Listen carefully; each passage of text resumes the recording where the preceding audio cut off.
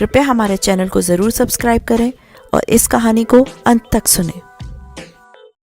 हर हर महादेव दोस्तों, सभी शिव भक्तों को सावन के महीने की बहुत बहुत शुभकामनाएं।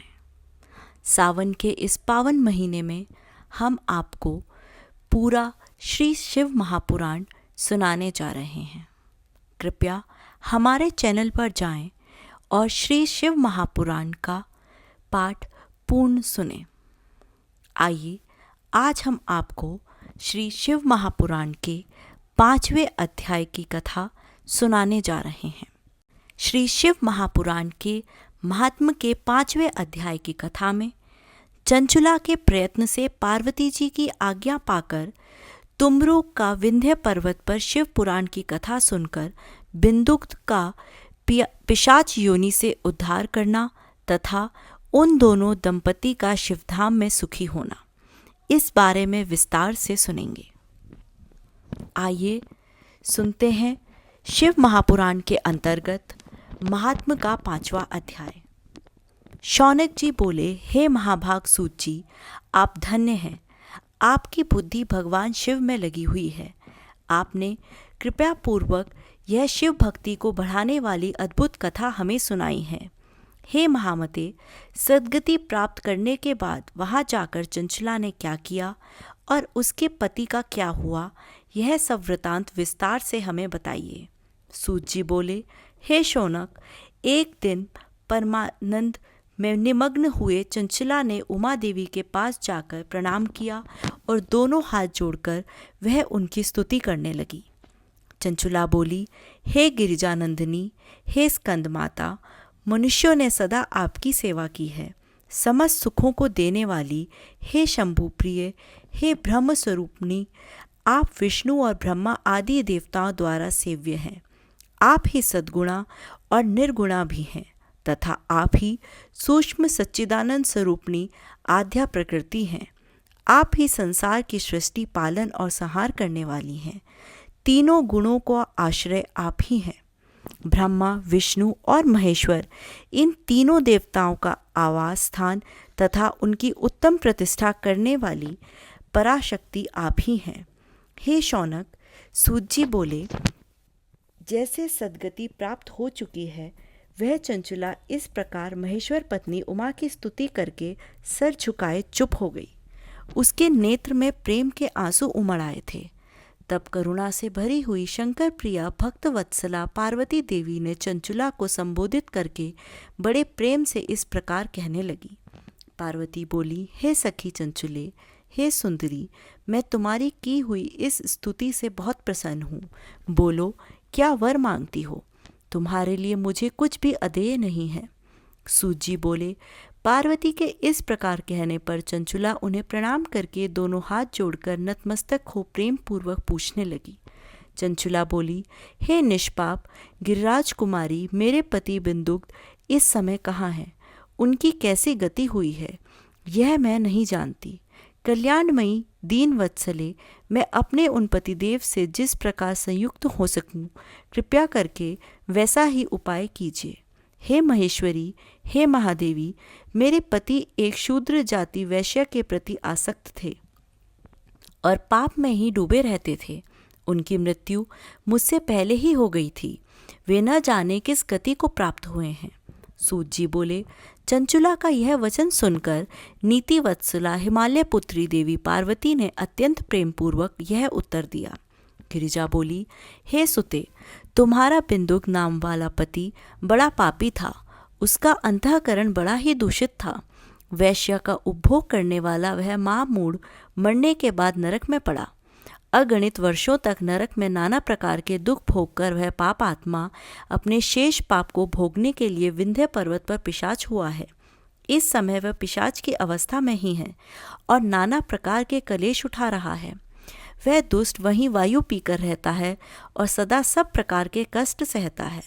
सूत जी बोले, हे शौनक, गौरी देवी की यह बात सुनकर उत्तम व्रत का पालन करने वाली वह चंचुला उस समय पति के महान दुख से दुखी हो गई। फिर मन को स्थिर करके उस ब्राह्मण पत्नी ने व्यथित हृदय से महेश्वरी को प्रणाम करके पुनः पूछा। चंचुला बोली, हे महेश्वरी, हे महादेवी, मुझ पर कृपा कीजिए और दूषित कर्म करने वाले मेरे उस दुष्ट पति का अब उद्धार कर दीजिए। हे देवी, कुसित बुद्धि वाले मेरे उस पापात्मा पति को किस उपाय से उत्तम गति प्राप्त हो सकती है, यह शीघ्र बताइए। आपको नमस्कार है। सूत जी बोले। उसकी यह बात सुनकर भक्त वत्सला पार्वती अपनी सखी चंचला से प्रसन्न होकर ऐसा कहने लगी। पार्वती जी बोली, तुम्हारा पति यदि शिव पुराण की पुण्यमयी उत्तम कथा सुने तो सारी दुर्गति को पार करके वह उत्तम गति का भागी हो सकता है। अमृत के समान मधुर अक्षरों से युक्त गौरी देवी का यह वचन आदरपूर्वक सुनकर चंचला ने हाथ जोड़कर मस्तक झुकाकर उन्हें बारंबार प्रणाम किया और अपने पति के समस्त पापों की शुद्धि तथा उत्तम गति की प्राप्ति के लिए पार्वती देवी से वह प्रार्थना की कि मेरे पति को शिव पुराण सुनाने की व्यवस्था होनी चाहिए। सूत जी बोले, उस ब्राह्मण पत्नी के बारंबार प्रार्थना करने पर शिव प्रिया गौरी देवी को बड़ी दया आई। उन भक्ति वत्सला महेश्वरी गिरिराज कुमारी ने भगवान शिव की उत्तम कीर्ति का गान करने वाले गंधर्व राज तुम्भ्रू को बुलाकर उनसे प्रसन्नतापूर्वक इस प्रकार कहा। गिरिजा बोली, मेरे मन की बातों को जानकर मेरे अभीष्ट कार्यों को सिद्ध करने वाले तथा शिव में प्रीति रखने वाले हे तुम्भ्रू, मैं तुमसे एक बात कहती हूँ, तुम्हारा कल्याण हो। तुम मेरी इस सखी के साथ शीघ्र ही विंध्य पर्वत पर जाओ। वहाँ एक महाघोर और भयंकर पिशाच रहता है। उसका वृतांत तुम आरंभ से ही सुनो। मैं तुमसे प्रसन्नतापूर्वक सब कुछ बताती हूँ। पूर्व जन्म में वह पिशाच बिंदुक नामक ब्राह्मण था। वह मेरी सखी चंचला का पति था, परंतु वह दुष्ट वैश्यागामी हो गया। स्नान संध्या आदि नित्य कर्म छोड़कर वह अपवित्र रहने लगा। क्रोध के कारण उसकी बुद्धि पर मूढ़ता छा गई थी। वह कर्तव्यकर्ता का विवेक नहीं कर पाता था।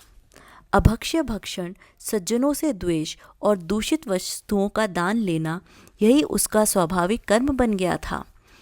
वह अस्त्र शस्त्र लेकर हिंसा करता, बाएं हाथ से खाता, दीनों को सताता और क्रूरतापूर्वक पराए घरों में आग लगा देता था।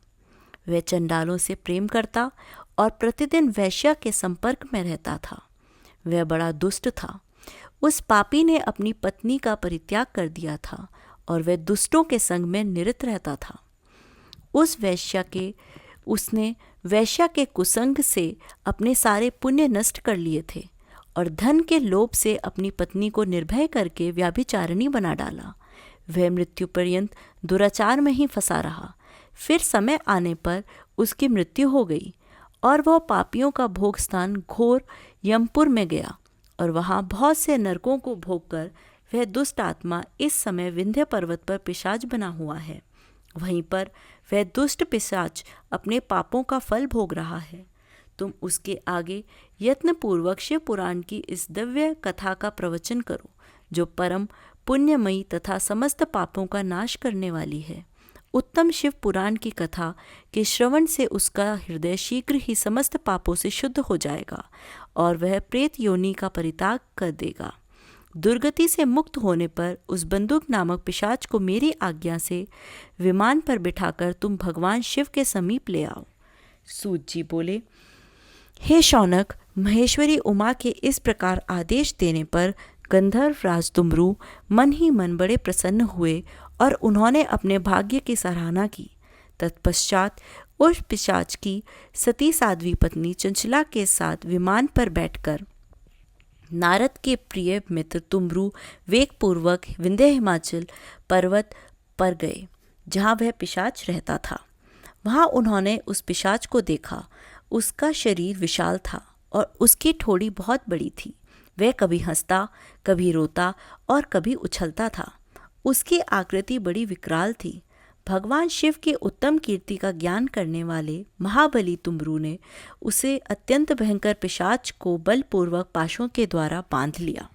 तदंतर तुम्भ्रू ने शिव पुराण की कथा बाँचने का निश्चय करके महोत्सव युक्त स्थान और मंडप आदि की रचना की। इतने में ही संपूर्ण लोकों में बड़े वेग से ही प्रचार हो गया कि देवी पार्वती की आज्ञा से एक पिशाच का उद्धार करने के उद्देश्य से शिव पुराण की उत्तम कथा सुनने के लिए तुम्भ्रू विंध्य पर्वत पर गए हैं। तब तो उस कथा को सुनने से लोभ से बहुत से देवता और ऋषि भी शीघ्र ही वहां जा पहुंचे। आदरपूर्वक शिव पुराण सुनने के लिए आए हुए लोगों को उस पर्वत पर बड़ा अद्भुत और कल्याणकारी समाज जुट गया। तत्पश्चात तुमरू ने उस पिशाच को पाशों से बांधकर आसन पर बिठाया और हाथ में वीणा लेकर गौरीपति की कथा का गान आरंभ किया। महात्मा सहित पहली अर्थात प्रथम संहिता से लेकर 7वीं संहिता तक शिव पुराण की कथा का उन्होंने स्पष्ट वर्णन किया। 7 संहिता वाले शिव पुराण का आदरपूर्वक श्रवण करके वे सभी श्रोता पूर्णतः कृतार्थ हो गए। उस परम पुण्यमय शिव पुराण को सुनकर उस पिशाच ने अपने सारे पापों को धोकर उस पैशाचिक शरीर को त्याग दिया। शीघ्र ही उसका रूप दिव्य हो गया, अंग कांति गौरव वर्ण की हो गई। शरीर पर श्वेत वस्त्र तथा सब प्रकार के पुरुषोचित आभूषण उसके अंगों को उद्भासित करने लगे। वे त्रिनेत्रधारी चंद्रशेखर रूप हो गया। इस प्रकार दिव्य देहधारी होकर श्रीमान बिंदुक अपनी भार्या चंचुला के साथ स्वयं ही पार्वती पति भगवान शिव के दिव्य चरित्र का गुणगान करने लगा। उसकी स्त्री को इस प्रकार दिव्य रूप से सुशोभित देखकर वे सभी देवता और ऋषि बड़े विस्मित हुए। उनका चित्त परमानंद से परिपूर्ण हो गया। भगवान महेश्वर का यह अद्भुत चरित्र सुनकर वे सभी श्रोता परम कृतार्थ हो प्रेम पूर्वक श्री शिव का यशोगान करते हुए अपने अपने धाम को चले गए। दिव्य रूपधारी श्रीमान बिंदुक भी सुंदर विमान पर अपनी प्रियतमा के पास बैठकर सुखपूर्वक आकाश में स्थित हो परम शोभा पाने लगा। तदंतर महेश्वर के सुंदर एवं मनोहर गुणों का गान करता हुआ वह अपनी प्रियतमा तथा तुमरू के साथ शीघ्र ही शिवधाम में जा पहुंचा। वहाँ भगवान महेश्वर तथा पार्वती देवी ने प्रसन्नता पूर्वक बंदूक का बड़ा सत्कार किया और उसे अपना गण बना लिया। उसकी पत्नी चंचुला पार्वती जी की सखी हो गई। उस घनीभूत ज्योति स्वरूप परमानंदमय सनातन धाम में अविचल निवास पाकर वे दोनों दंपति परम सुखी हो गए। यह उत्तम इतिहास मैंने आपको सुनाया, जो पापों का नाश कराने वाला, उमा महेश्वर को आनंद देने वाला, अत्यंत पवित्र तथा उनमें भक्ति बढ़ाने वाला है। जो इसे भक्तिपूर्वक सुनता है अथवा एकाग्रचित होकर इसका पाठ करता है, वह अनेक सांसारिक सुखों को भोगकर अंत में मुक्ति प्राप्त करता है। इस प्रकार श्री स्कंद महापुराण के अंतर्गत शिव पुराण महात्म्य में बिंदुक सद्गति वर्णन नामक 5वां अध्याय पूर्ण हुआ। हर हर महादेव। ओम नमः शिवाय। आज की इस वीडियो में बस इतना ही। आपको ये वीडियो कैसी लगी आप हमें कमेंट में ज़रूर बताएं और अपने दोस्तों के साथ ज़रूर शेयर करें। हमारे चैनल को भी सब्सक्राइब कर लें। फिर मिलते हैं किसी नई वीडियो के साथ। तब तक के लिए धन्यवाद।